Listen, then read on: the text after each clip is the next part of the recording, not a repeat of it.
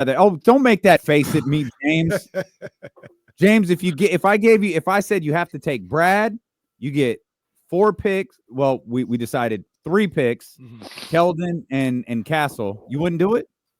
No. Oh, you're crazy. No. I do that in a heartbeat. What's the issue? What's the reservation? With Brad Bill? Yeah. Number one, he's owed way too much money. Number two, you don't have to pay any of it. He barely played. Well, you're paying it. And it's 2 years. Like when people say that, they act like it's a 17-year contract. Like he's got 2 more years on the deal. 2 years after this year, right? Yeah, so what? Okay, 2 years. And you're saying, okay, so let's just put this in perspective. Vivek bought the Kings for a valuation of $535 million. Basically, you're saying you would give up this like 25% of the price that the Kings paid for the Kings for 2 years of Bradley Beal. Okay, that's fine. What's the franchise worth now? That's true. The franchise is worth $4 billion. Okay, so we're fine. We're fine. We're fine. We don't have to sell off the Golden One Center for parts to get this done. But if there's an idea that the Kings can trade De'Aaron to San Antonio for Keldon Johnson, Castle, and these Atlanta picks, yeah, fine. Throw in Bradley Beal and another draft pick to get this done. Well, I would take. I mean, I think you can do the deal without including Phoenix. I don't understand why Phoenix is involved in that at all. They're thirsty. Yeah, we get one of Phoenix's picks. They're thirsty. They're desperate. They're trying to get. They're trying to do it. They're trying to do anything they can. Well, I mean, you guys have looked and seen how many picks the Spurs have. Just take the picks from the Spurs. Like I mean, they have a ton of picks, and those Atlanta picks, that especially at 2025. I mean, that could be a top 10 pick. And if it's a top 10 pick, then it's in the lottery. And if it's in the lottery, you have a chance. You have a chance at Cooper Flag. Like that's, to me, if you're going to make a deal, if you're the Kings, it's got to be good young players. It's got to be rotational pieces, like 2 or 3 rotational pieces, right? And then on top of rotational pieces, you also have to get the opportunity to swing for the fences, which is the Atlanta picks, or even the Spurs picks. But they have all kinds of picks. But I would take at least the 2 Atlanta picks because they have 25 and 27. I'd want my pick swap back in 2031, and not only that, but I want Castle, I want Sohan, and I want Vassell. And you guys can say, "Oh, that's too much," and it's like, okay, well, look at the other trades that have happened that involve a player who's 27 years old that, is, if he's going to San Antonio, it's with the understanding that he will resign with San Antonio, which means they know that they're getting 6 years of De'Aaron Fox, who in a lot of situations in the league is a 1A. And in San Antonio, he'd be a 1B in like a year or 2. And that means that you've got something cooking. And they still have a Keldon Johnson. They still have an expiring contract of Harrison Barnes. They still have enough draft picks. They can go swing for the fences and go, hey, why not go trade right now, do another deal and go, maybe you include the Kings in a 3-team deal and Kevin Huerter goes to the Pelicans along with picks, and you throw in a Keldon Johnson, you throw in a Harrison Barnes contract, and you come back with Brandon Ingram. And now you got Brandon Ingram, you got Wemby, and you got De'Aaron Fox. Now San Antonio's cooking. This is a moment San Antonio's been waiting for, right? It's the moment where someone becomes available that fits their timeline. And is he, he's not a 25-year-old or a 23-year-old to match with Wemby, but he's a really good player that could be Wemby's running mate for the next 6 years without any problems at all. I talked about it earlier, man. I've kind of warmed up to the thought. Yesterday, I was less than intrigued about. You were emotional yesterday. Well, I'd been that way for a little while. I was San Antonio. I was not interested in what San Antonio had to offer, but they do have a lot of assets when you talk about draft picks. And Stephon Castle, I dove a little bit into his game a little bit yesterday. I want to do a little bit more, but. That's a good ball player, and it goes back to what Damon said a number of different times, and we talked about yesterday with Eddie as well. Is this is a potential rebrand, not a rebuild. Like you've got a lot already here. You may be able to get some very good players back in the deal, And then, like you talked about, James, the opportunity with these draft picks to get another franchise type player. Yeah, I mean, that's the key. If you're doing this, if you're trading Fox, it can't be for 3 rotational players that none of which are like I'm putting on the all-star like spectrum. Like they're not. Like you can think what you want of Devin. I like Devin Vassell. Devin Vassell was drafted a pick before Tyrese Halliburton, and that's during the pandemic where I wrote, I think, 23 or 24 mock drafts for NBC Sports. Like I have watched so much Devin Vassell footage. It's crazy. He's had some injury problems in the pros, but he's a very good player. He's also on a contract that isn't great. Like he's not living up to the contract that he signed, and it's a long-term deal. I think he's 27 million for like the next 5 seasons. So that's one of those things where you are taking back contract. But the Castle thing, like, okay, he's a 4th or 5th pick in like a really bad draft. Like we can all say, like it's a bad draft. And does he look like a ball player? Yeah, he can play, but he's not an all-star level player. At least that's not what he looks like to me as a young player. I mean, there's a possibility that he takes a leap. I know he's physical. I know he plays defense. He's got good size. He can play the 1 and the 2. I like the idea of him, playing alongside Keon Ellis coming off the bench with Malik Monk and Devin Vassell as your starting backcourt. That's fine. And, if you can get Sohan in that deal, I like the idea of him as opposed to going out and spending a bunch of money on Cam Johnson or a bunch of picks on Cam Johnson. Now you got the small forward, like the 3-4 combo that you need for depth.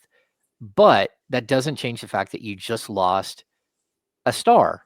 And in this league, if you don't have stars, you're going to struggle. And the world with, Malik Monk plays in right now, where it's him and De'Aaron Fox as a starting backcourt, and Malik Monk is allowed to do whatever he wants. That's a really fun world for Malik to live in. The second that De'Aaron Fox steps off the court, the best defender on the other team no longer has to defend him, and now he's defending Malik Monk. And Malik Monk is going to look like a different player. And that's just a reality of the situation. And that's not saying that Malik can't hold up and that Malik won't be a good player. But it becomes more difficult. And that's where I think people are overlooking the value of De'Aaron Fox and the value of a star on your team. And people want to call him an all-star. They want to call him like whatever you want to call De'Aaron Fox. I will just tell you this. He was an all-NBA player 2 years ago, which he came in 11th in all-NBA voting, which means people around the league considered him the 11th best player in the league. If you look at any ranking system out there, De'Aaron Fox is a top 20 player, and that's even with people that don't like Sacramento. He's a top 20 player in the league. There's 450 people in the league. That means he's a very, very good player, and he has very good value. So, again, the Kings should be able to get a king's ransom for him if that's what happens here. But they're also going to lose no matter what, because you're giving up a star for what will amount to players who will play in your rotation for the next 5 years, and that's fine. But you're losing a star, and the only way you can possibly find that star is to take those picks that you get and to either get lucky in the draft, lucky in the lottery, or to take those picks and go trade them, and hopefully another star like De'Aaron Fox falls out of favor wherever he's at, and you're able to bring him in to replace Fox. And that's really the only way I see this thing working out for the Kings. James, I don't agree with you one bit. That's fine. And I'm going to tell you why. Because James, like the rest of these national media guys, forgetting about Domantas Sabonis. I know Domas isn't a star in the traditional sense of a star. Domas's game is star level. Whether like the media likes it, whether Mike Brown likes it, whether people like believe in him or not, like he is one of, if it's good for Jokic, it's good for Domas. He's one of the most unique players in the entire league. Again, he's not the star in the traditional sense of a star, but he is a guy who could be near the top of your basketball team. Like I don't want to call him like the one, because this could be a situation where you have a series of ones. Like you have a bunch of guys who can do things that work for you. and create good basketball. And I think with Domas and Keon and Malik, man, I think that goes a long way, Hammer. I do. I'm not saying they don't miss De'Aaron. I'm not saying his fourth quarter antics, which would have to be taken over solely from DeMar DeRozan, won't be Malik missed. Monk has been pretty clutch. Malik well. too. So okay, that's fine. So eliminate that. So trade De'Aaron today, and we'll be just fine. Yeah, I mean, I get the sentiment, and like, look, I totally agree that Sabonis is a star, and to be honest with you, Now it's too late. I'm going to tell Domas you're a hater. no, I just talked about it. Like when De'Aaron Fox came in 11th place in All NBA, Domantas Sabonis came in 12th, and Domantas Sabonis has been an All NBA, was an All NBA player again last year, and the Kings are still not in the playoffs. So, like, I get that Domas is a great player, and I say it all the time. I think he's the most underappreciated player in the game. Like, what he does is absolutely stunning. If he lived in any other era where Jokic wasn't involved, he would be considered a top 5 player, maybe 7 player in the league.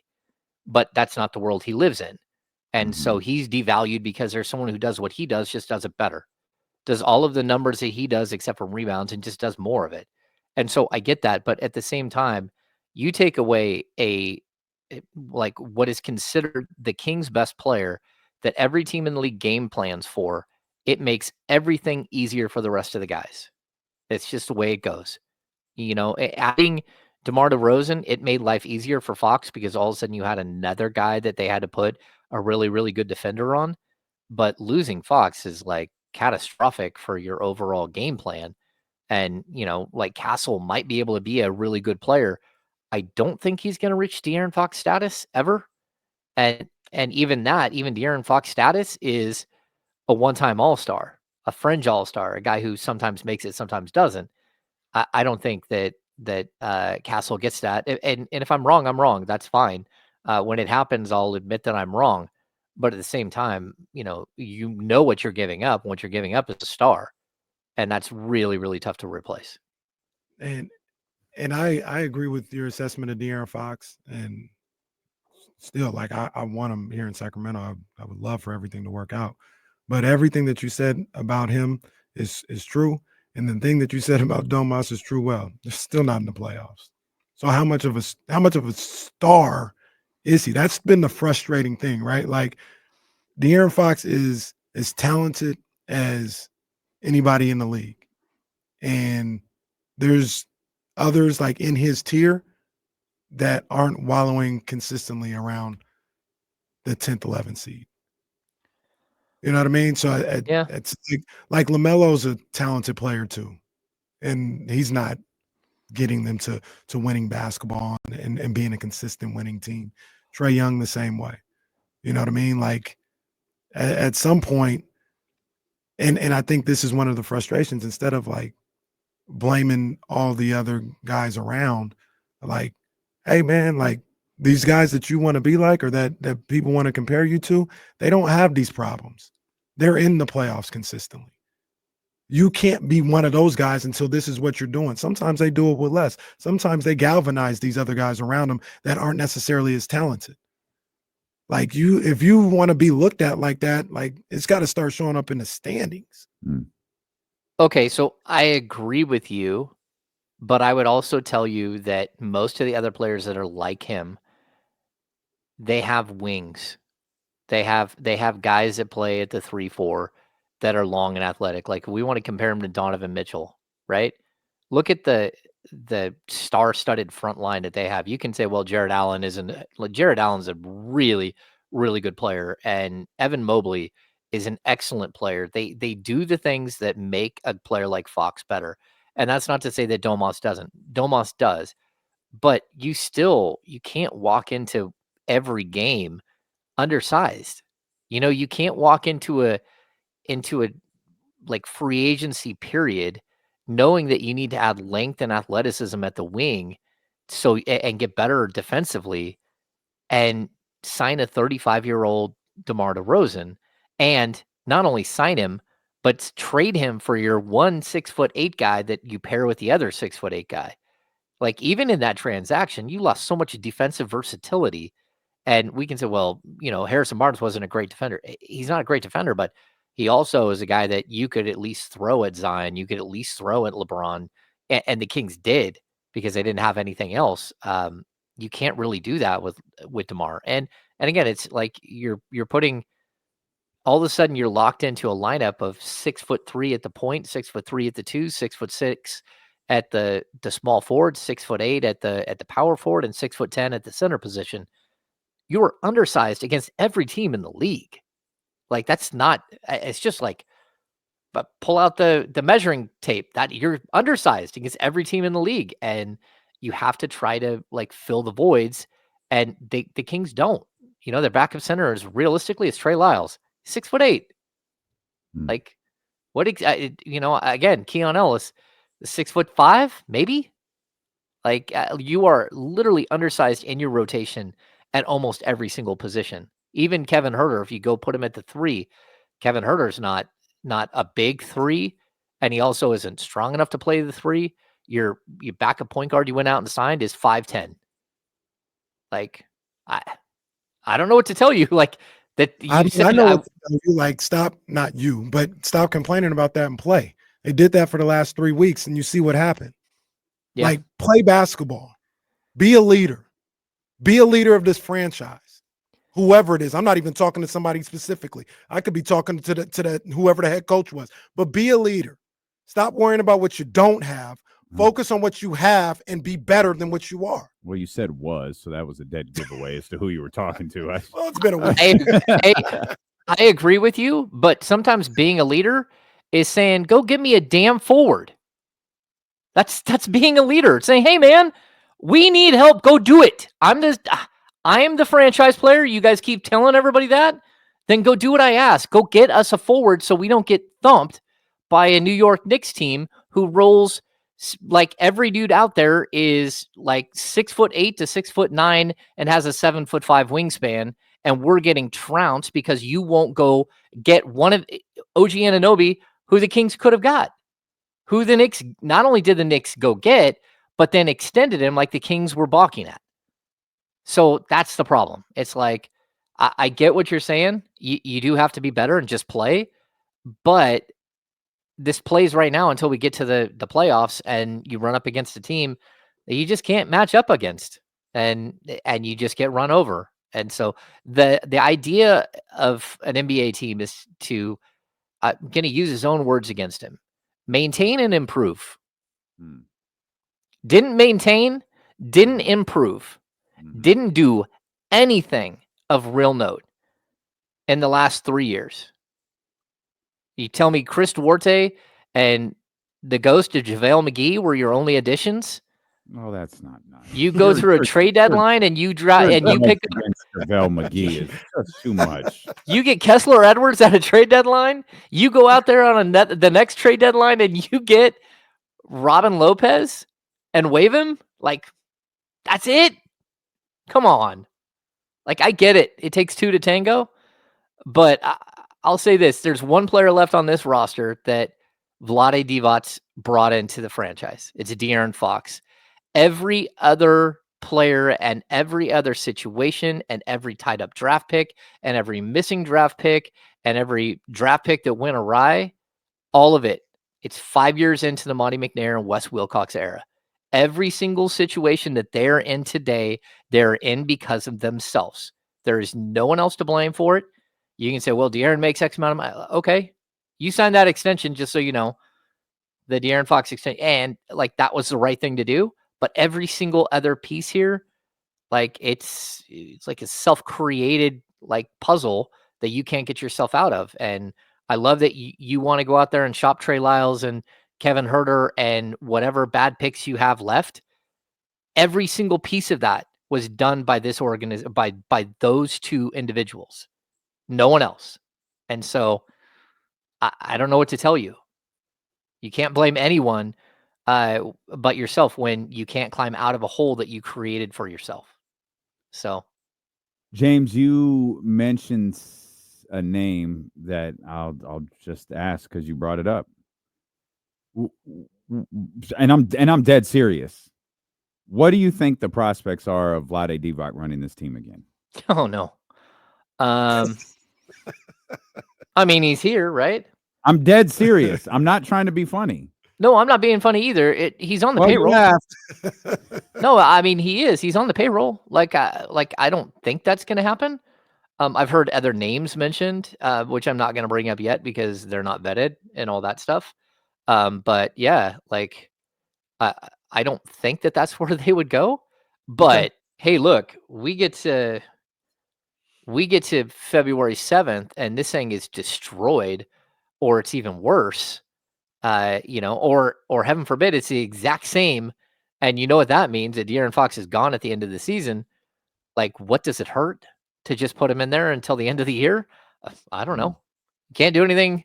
All you're left to do right there is sign Isaac Jones to a regular contract, like coast to the end of the year and figure out what you need to do, and March, April, go chase the front office personnel that you want then.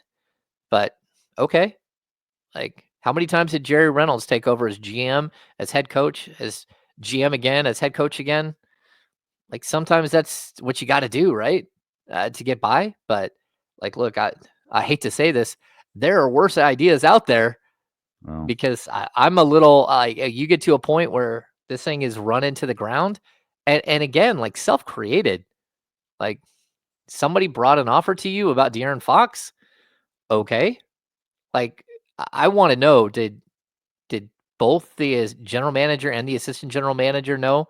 Did ownership know you were going to go to Rich Paul and tell them that there was a trade offer for you So, for Fox? I don't know. James, so let me ask you this though: what are they supposed to do in that situation? The front office. In what situation? Somebody calls you and says, "Hey, we're interested in De'Aaron Fox, man. Like, let's have a conversation." It's all right. Well, let's hear what you got to say. You have a conversation. You get off the phone. Front office doesn't tell Rich Paul.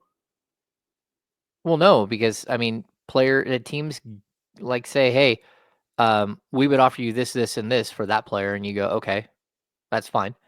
We're not doing that deal, and that's the end of the conversation. Like, you don't By all have. intents and purposes, that's what they did. But if say the Hawks, we're just saying the Hawks here, called and offered that deal, and they don't call Rich Paul, and the Hawks go running their mouth like, we've been talking to the Kings about De'Aaron Fox, and they didn't tell him. How does that go? How does that play out? You can go right to the player and write to his agent and say, hey, they did call. Before we could hang up the phone, they yelled 8 names and we hung up the phone, and we have no interest in trading you. Oh, you're right. But This is a reasonable group you're dealing with, so they would take that just fine. well, no, I mean, like they would handle the people who some believe have been planning their exit for a while would take that just fine and be really rational with that. either way, like, look, I think that you need to make sure that everyone was in the loop. And again, it reminds me a little bit of years ago when Paul Westphal decided to write like the full page takedown of DeMarcus Cousins in the second year. And he went to Jeff Petrie and he handed it to Jeff Petrie and he said, I want to send this out to the media. Can we do that? And Jeff was supposed to run it by ownership, did or did not run it by ownership, whatever. And then said, okay, go ahead and send it out. I mean, it got sent out on King's letterhead. It got sent out to the same media list that everybody else has inside that building. And then the next day, Paul Westphal was fired for going on an intellectual vacation? No, something like that. Like, look, I'm about to say that's crazy. That's intellectual vacation. Yeah, I think that's what he called it. Either way, my point is that, like, look, there are times where if ownership doesn't know that, I mean, I surely hope that the owners knew, or maybe I hope that they didn't know, and that this was just someone going rogue and going and talking to an agent before they had it all like dotted and everything else. But I also would like to know, like, why exactly did this get out the way that it did? And like, there are ways that this can happen where it does not become like a crazy media warfare going on, and that's just not the way it was handled. Philosophical vacation. There we go. A philosophical vacation. He went on a philosophical vacation. It's like, Okay. Yeah. Like, so, Let's- man, go ahead. Let's come back. Because James is saying a lot. We're talking to James. James Ham, Kings Insider, here with D'Lo and KC on Sacramento Sports Leader, ESPN 1320. Good stuff. Good stuff. Yes,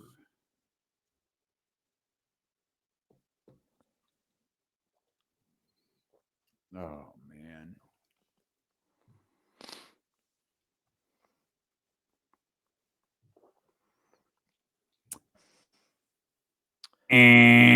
Wrong. What? Yeah. That. Yeah. Now, did he partake? Sure. Did he After. respond? Yeah. Yeah. Yeah. Oh, man. First the Fat Boys break up, and now this. I didn't say just PE time. As a GM or an assistant GM, you take that call, you listen to it, and you go, okay, and you just put it aside. Like, you don't need to go and run it up the flag. I mean, you can go to your owner and say, hey, we did get this, like, in case there's a situation here, but, like, I don't know. So what I was saying though, James, is like if that call happens, maybe you're trying to check off all boxes, right? Or maybe you're trying to do be transparent before anything gets out of hand and say, I don't know what that conversation sounded like, but like, look, man, I want you to hear it from me and hear what really happened. Somebody called us asking about you. We listened to the conversation. We've got no intentions of doing it, but until you might hear this from them saying something different, don't listen to it. We just took the call. I'm being transparent with you. I don't think there's anything wrong with that. Yeah, I mean, I don't know how it was delivered exactly, but it sure did seem like it was delivered in, like, here's a trade offer that came in. What do you guys think? And it's Even like, even that's does he not want crazy. to be here? Does he not want to be here? I And, don't think well, that's a crazy question to ask. We tried to sign you to the extension. You like, I don't know what you want. What do you want to do? Like, are you interested in being here?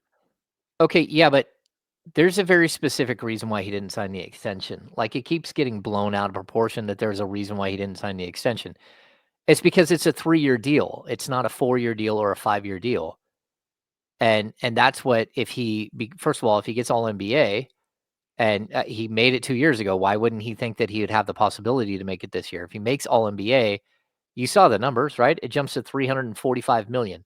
He goes to an average salary over 5 years of 69 million versus an average salary over 4 years of, I think, 57 million or 55 million, something like that. So it literally ends up costing him, like, to not at least try to play out this season. It costs him an average salary. It's 219 million versus, again, 345 million. So 219 million if he goes signs somewhere else, or 245 million if he signs with the Kings. So like a 245 million over 5 years, like 50 million versus 69 million if he's all NBA. Like, you roll the dice on yourself there, because the worst case scenario is you're going to get 50 million. The best case scenario, you're going to get close to 70 million a year for 5 years. I mean, I don't blame him. I don't blame him at all. Like, players get paid what they get paid. I don't blame him not one bit for doing that. I'm saying on the other side, if you told me as a front office, it's only money, don't worry, I'll be here regardless. We'd have nothing to worry about. It's only money. Okay. But my response to you would be this. If De'Aaron Fox goes and plays for the San Antonio Spurs, do we have the same outcome in his career as if he stays with Sacramento Kings? I don't know. I'm talking about if I'm De'Aaron Fox or Rich Paul and I'm going to the Kings and be like, I'm not signing this extension, but don't trip. It's only a money thing. That's all it is. I want to be here. I want to do things. Hold on, we're coming back. Bring that conversation back that you were having during the commercial break with James. So we were talking about how the people requesting trades, the other teams requesting trades maybe got out.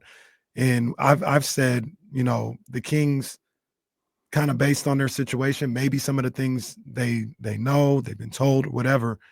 While they don't want to shop De'Aaron Fox, I don't think they should not listen when people call. Mhm. And one of the reasons that we've said for a long time, which I think is true, is one, you don't sign the extension if you're De'Aaron Fox because you're trying to get the maximum contract that you could get. Take a chance on yourself, make an all NBA or whatever. If I'm De'Aaron Fox and I'm or Rich Paul and I'm telling the Kings, hey, I'm not going to sign this extension. It's purely money. Like I can get more money if I wait and make all NBA. That's all it is. You don't have anything to worry about. I'm here. Then if I'm the Kings, I'll probably take it for what it's worth and be like, all right, I believe you. I don't know if that's how that went down. I don't know if it was it's purely money. That's the only reason why I didn't sign. Okay, so here's the figures for Keith Smith, and then I'll like give you the answer to what I think you're asking. If he signs with the Kings, if he extends with the Kings and gets a 5-year, $296 million deal, right? And that's if he's not a supermax. If he goes and signs with another team, if he waits until after next season and signs as a free agent, it's a 4-year, $219 million deal. If he gets a supermax in Sacramento, it's $345 million. The only way he gets a supermax is if he stays in Sacramento. He cannot get the supermax if he's traded. That's not the way the league works. So the difference between signing an extension now and signing an extension, if he were to become an All NBA player, it's like $51 million. But $51 million over 5 years is $10 million a year, like $10.2 million a year, right? So that's one thing. But here, I think this is a layer that is causing some confusion. De'Aaron Fox wants to make All NBA. De'Aaron Fox goes to the team and says, hey, in order for me to make All NBA, we need a better roster because the way the league works is team players on good teams, on playoff teams, are named All NBA. And when their stats are calculated and added to their record, they make All NBA, right? So for De'Aaron to go to the team, to go to the front office and say, hey, look, this isn't it. Our roster is not good enough. That's number one. It shows leadership. It says like, hey, like we need to do some work here. Like it doesn't matter. Like we can get better. Yes, we can get better as a group, but you also have to help us. And if you help him, he becomes an All NBA player and makes another $50 million. Sure, maybe you don't want to pay him the extra $50 million, but that's neither here nor there. He's an NBA player who doesn't matter where he goes, he's going to get either max money or super close to max money. That's just the dynamics of the league. But I don't think there's anything wrong. It's not just about money when it comes to De'Aaron. And at the end of the day, if De'Aaron Fox gets traded to San Antonio right now, he is going to be on national TV nonstop for the next 6 years. He's going to make multiple All-Star teams. He'll make multiple All-NBA teams because he's hitched his ride to Victor Wembanyama, but also because he's getting the recognition for the player that he is, where he's not getting the recognition here. And so if he does everything that I assume that's going to happen here, he has a really good shot to make the Hall of Fame. As of right now, he's got very little shot of making the Hall of Fame. Look at his numbers, compare him to anyone else. He's not going to make the Hall of Fame because he's got one All-Star game and one third-team All-NBA to his record. Unless he goes out and wins 2 or 3 titles with the Sacramento Kings, he's not making the Hall of Fame. And if I'm looking at my own legacy as a player and I've got an opportunity to go somewhere, and the rebuttal for the Kings is like, okay, well, we'll try to get you there. We'll try to go get the players necessary to get you to that point. And if that means you got to give up Keegan Murray because there's a much better player at his position that makes you a better team and makes you win more games, I know that hurts, but that's the game. And it feels like a lot of other teams understand that game. And then there's a whole group of teams that don't. They don't understand how to build a winning record or maintain. It costs money. It hurts sometimes. It costs draft picks. But, sometimes you got to roll the dice to be great and not just be a good team. And to be honest with you, the Kings weren't even a good team last year. They were an okay team, and they needed more. And you can say, well, they went out and got DeMar, but I just don't know that was enough. And certainly a month into the season, we knew it wasn't enough. Well, James, I have great news for De'Aaron Fox. The real estate bar has been raised, and we can get him 3 guaranteed cash offers within 72 hours of him selling his house on his way to San Made Antonio. for more. He just needs to contact our guy, Johnny Jennings, and they will do it with absolutely no risk or cost to De'Aaron and his family. A home warranty, top professional real estate photos, and a 3D digital home presentation are just a few of the tools that they provide. Again, the real estate bar has been raised. The Made for More team maximizes all you need to sell your home fast and for top dollar. And it's not just De'Aaron Fox who could sell his home. Anybody could sell their home with Johnny Jennings and the Made for More team. When you list your home with Made for More, you get the area's highest rated team and all of the tools you need to sell. If plans change, no problem. You could tear up the agreement. Apparently, the Kings do that with a lot of trades, and you can part as friends. No risk, no stress, just the area's most professional real estate team in the market. Expect more, get more with Johnny Jennings and the team at Made for More Realty, California, DRE number 01982171. Just Google Made for More Realty today and get more for your home. I love that conversation you two were having. I also love this from Curtis. Thank you, bro. Oh, my God. The cats that want De'Aaron are painting a narrative that D. Fox doesn't want to be here when he already set the record straight publicly. Bullseye. When? Well, he did to Biederman today. He said, well, I don't know if he No, said he to didn't. He did not. No, he said he did for a trade. I'm sorry. That's true. That is not the same thing. That is not the same thing. So I'm just help a brother out. Let us know when that happened. That's all. Y'all tell me you. Okay. That's all. All right. Like I said, we just keep it moving. Yeah. This ain't all we do. This ain't a week-long issue that's been going on. That's it. A month-long issue. That's it. Hammer, you said yesterday you think this deal gets done. You don't. If this deal gets done, let's say the San Antonio deal happens. Let's say our favorite San Antonio deal happens. Drafts, Keldon, Castle, everything. You think the Kings can make the playoffs with that team? No. Maybe Really? this year. Like, I think maybe they can climb in. Like, I don't. I think Castle's a nice player, but he doesn't like move the needle for me. And Keldon Johnson doesn't move the needle. I mean, again, Keldon Johnson is undersized power forward. Like that's not the length and athleticism you need. I like Keldon Johnson as a player. I liked him like as a replacement for Harrison Barnes if you were going to go out and make some sort of deal.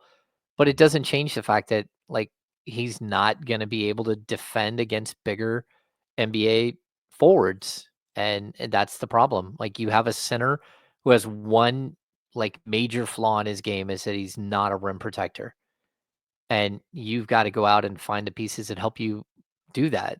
And Keldon Johnson to me, a 6'6" power forward. Like I don't hate Keldon Johnson as a player, but like if you had Keldon Johnson, that's fine. But I don't know that him and the combination of him and a rookie and Stephon Castle changes anything. Man, we ain't seeing eye to eye. I mean, Keldon Johnson essentially would be coming off the bench. Like all the bench depth, and I know it's not a 6'7" Scottie Pippen that everybody's looking for, but you would have just added Keldon Johnson, Stephon Castle, possibly Devin Vassell to your bench to go along with Monk, Keon, Keegan, Domantas Sabonis starting lineup. Like I don't know, man. I understand what James says when you talk about losing De'Aaron Fox and losing an all-star caliber player. But number one, I'm a little bit more bullish on Malik Monk than others. Although James makes a good point about, he's going to be going up against number one defenders as opposed to maybe number two or three defenders. That's a real thing that he'd have to deal with. But I don't know, man. I think they'd be okay to make the playoffs. Maybe I don't know. Like I don't think the Spurs are going to make the playoffs, and they've got those two players and Wembanyama. So like I don't know. Thing is, sorry, James, they're in danger of not making the playoffs with De'Aaron Fox. Yeah. Like how I'm not saying he's not a game changer, but how much of a game changer is he? I mean, that's a good question. And look, I don't think at the end of the day, when we get done with the De'Aaron Fox era, whether it's right now or If it's maybe 6 years from now, then yeah, I would probably change what I'm about to say. But like, if we get done with the De'Aaron Fox era right now, I don't know that I can say that it was highly successful. Like, he was a good ball player, and he got to the All-Star game one time, and he was an All NBA player one time, and he put up good stats. But at the end of the day, like, winning is what matters. And so I get what you're saying, but like, I also know that losing him doesn't help you in any way, shape, or form. And having this be the debacle, like, and having to recover from losing him mid-season, we'll see how this team responds. But I don't know that that's going to be a good thing either. That's a good question. Maybe not for today. About whether the De'Aaron Fox era is not successful. I don't know. That's just my if the barometer is the 16-year drought ended, like, man, okay. But that doesn't mean it's De'Aaron's fault either. Just No, like it wasn't I'm not saying DeMarcus' that. fault. Like, okay, man, let's start a real fight. Okay, I'm wait. serious. Let's start a real fight right now. Okay. Who was better, DeMarcus or De'Aaron?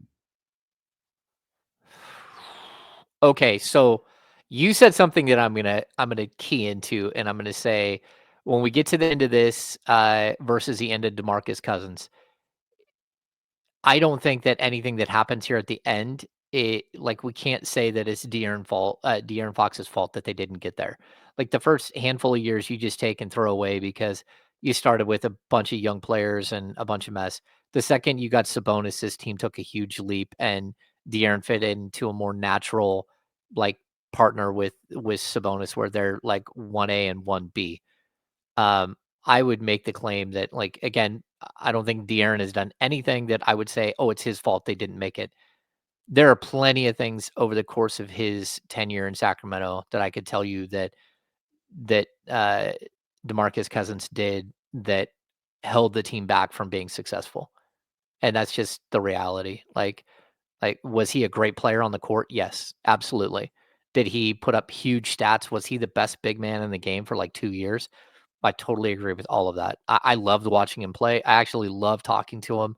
He was really interesting to talk to, and and all that stuff. But that doesn't excuse the negative force that was behind the scenes. And if we can, make whatever excuses possible, but like instability or relocation or coaching changes or anything else, as much as like the relocation, I'll take out of that. But as much as anything else, DeMarcus was the reason for coaching changes, the reason for player changes, the reason why you couldn't bring free agents to Sacramento for a long stretch, and the reason why some young players didn't find success. And so, like, the negative of DeMarcus, I would put way up higher. And I think clearly the De'Aaron Fox era has been way more successful. As far as statistically speaking, I still think DeMarcus is going to beat him out as a player, but it'd be very close at this point. Yeah, the eras. I think you just have to go with Fox. You had more winning basketball. I mean, you had projecting a little bit, but maybe 3 above 500 seasons. I don't think DeMarcus he didn't get over 30 wins, right? Or didn't or over 40. Was 40 the number or something like that? No, it's 39, but I don't think that was DeMarcus, right? No, That was because that was Dave De'Aaron. Yeager. Yeah, that was Dave That Yeager. was De'Aaron. So yeah, I mean, individually, it's really tough. But when you talk about the errors of the player and the success of the teams, um, it's got to be De'Aaron Fox. The one thing I will say about DeMarcus Cousins, though, where there's like integral stuff, like maybe you couldn't sign a free agent because of his reputation around the league, or maybe something like that is going on. But there was no team that DeMarcus Cousins played for that you feel that if DeMarcus was like all the things that you want him to be mentality wise, they would have made the playoffs. Right. Like all the things that you're talking about. Like if he was a good teammate that not even, I shouldn't say that, but just like calm, didn't get technicals, all this other, like all this stuff, even backstage. Like, man, if he was all that, that team would have made the playoffs. I don't think there's one of those teams he played with. They were bad. Oh, I don't know. I mean, even the year he was traded, that team was built to make the playoffs. I don't know if it was a high-end playoff team. But and when he was traded, they were actually the 8th seed when he got traded Clearly and fell came out. of it. Yeah. And it wasn't a great overall season, but yeah, I mean,